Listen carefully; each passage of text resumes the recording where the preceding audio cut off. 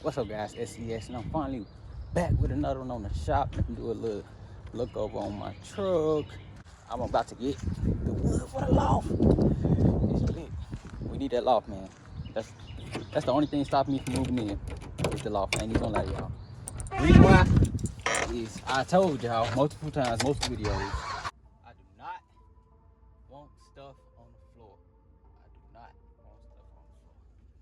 Like, if I can help it, I am. That's why I bought the toolbox, and that's why I'm getting the loft. So yeah, connect to the one car. My shifter is working great. I connect to the one car, get dropped, go to Home Depot, throw him there for pickup, pick up my big order, and then shop it down, and then bring it back to the shop. We are locked and loaded. All right, so I gotta go to another Home Depot. They actually canceled part of my order for the joist hangers. They canceled it.